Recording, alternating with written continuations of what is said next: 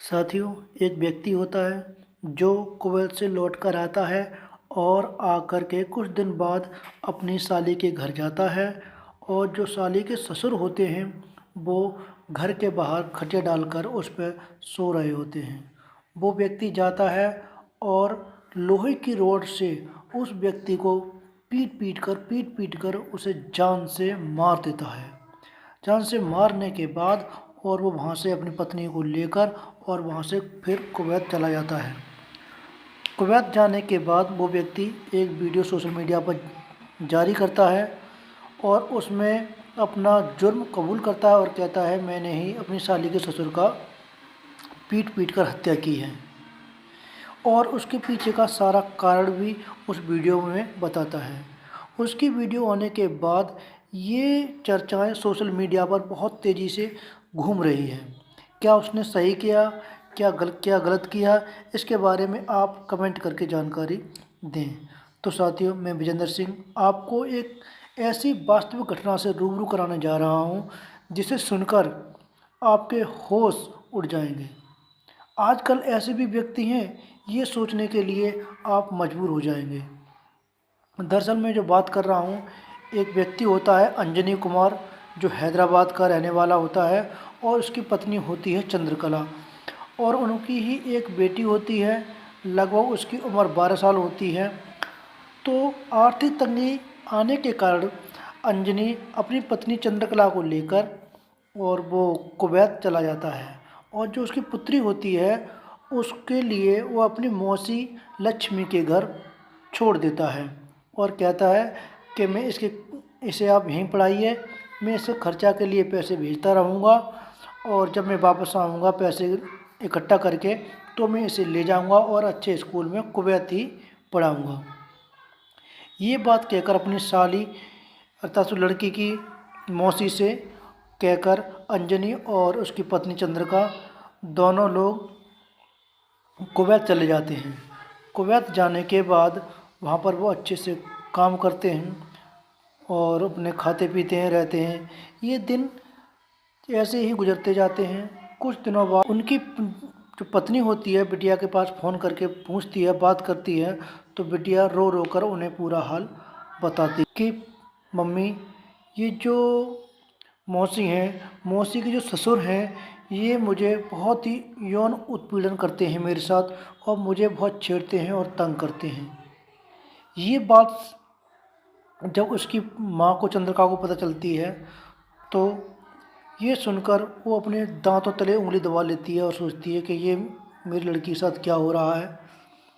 और फिर चंद्रिका कहती है, बेटा ये जो घटना तुम्हारे साथ हो रही है तुम अपनी मौसी लक्ष्मी को इसके बारे में बताओ।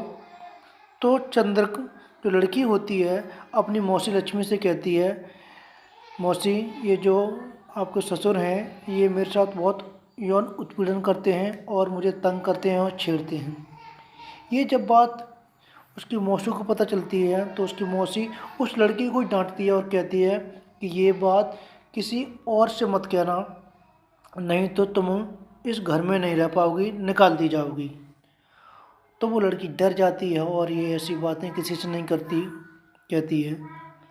कुछ समय बाद जब अंजनी काम करके घर वापस लौटता है तो उसकी पत्नी चंद्रिका उसे सारी बात बताती है।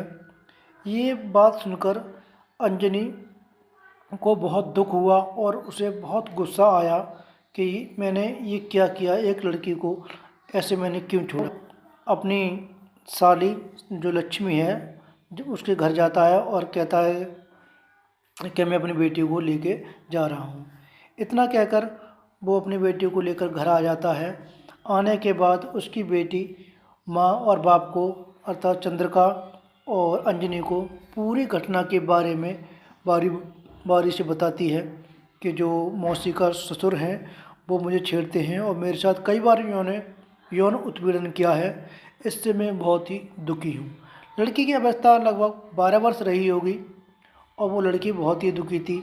अगर वो जाए तो कहाँ जाए, क्योंकि उसके माँ बाप कुवैत थे और उसकी जो मौसी थी वही उसका पालन पोषण कर रही थी। ये सुनते ही अंजनी का खून खौल उठता है और वो जाता है और अपनी लक्ष्मी जो उसकी साली होती है उससे पूरी बात बताता है और कहता है कि इससे मैं पनिश दे के ही मानूंगा, इसे मैं सज़ा दे के ही मानूंगा, चाहे कुछ हो जाए। वो संबंधित थाने में जाता है और जाकर इस सारी घटना की जानकारी थाने में देता है। पुलिस मुकदमा दर्ज कर लेती है परंतु कोई कार्रवाई नहीं करती है और अंजनी पर ही दबाव बनाती है कि आप अपना सुलहनामा कर लो, क्योंकि आपके पारिवारिक और रिश्तेदारी की बात है। मगर अंजनी कहता नहीं, मैं सुलहनामा नहीं करूँगा, ये बुजुर्ग हैं और इनकी उम्र भी ज़्यादा है, इन्होंने ये सब अच्छा नहीं किया। तो वो इस चीज़ के लिए नहीं मानता है। पुलिस भी बार बार दबाव बनाती है परंतु पुलिस के द्वारा कोई कार्रवाई नहीं की जाती है। फिर एक दिन क्या होता है कि अंजनी रात्रि को अपनी साली लक्ष्मी के घर जाता है और हाथ में लोहे की रॉड लेकर जाता है। तो वहाँ देखता है कि जो लक्ष्मी का ससुर होता है वो बाहर चारपाई पर सो रहा होता है। ये मौका देखकर वह रॉड से उसकी पिटाई करने लग जाता है और इतनी गंभीर चोटें मारता है कि उसकी ऑन स्पॉट वही मृत्यु हो जाती है। मृत्यु होने के बाद वो वहाँ से चला आता है और आने के बाद अपनी पत्नी और बच्ची को लेकर सीधा दूसरे दिन कुवैत आ जाता है।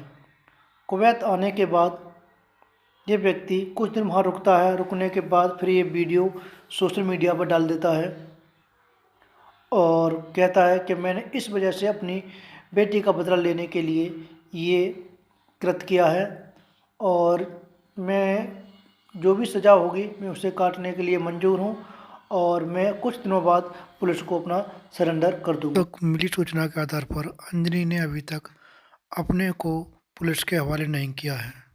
तो साथियों, अंजनी ने ये सही किया, ये गलत किया, इसके बारे में आप अवश्य बताएं। आजकल अपनी पुत्री या बच्ची को किसी पे विश्वास नहीं करना चाहिए और ना ही किसी रिश्तेदार के यहाँ पर छोड़ना चाहिए और ना ही किसी रिश्तेदार को अपने घर पर रखना चाहिए।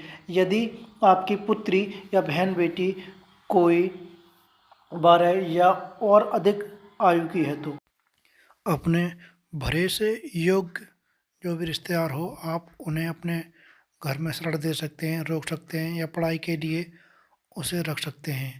यदि कोई भरोसेमंद आपका रिश्तेदार नहीं है तो साथियों मैं यही कहना चाहूँगा कि थोड़ी देर के लिए बुरा बनना ही अच्छा है, क्योंकि आज का जो ज़माना है वो बहुत ही अलग है।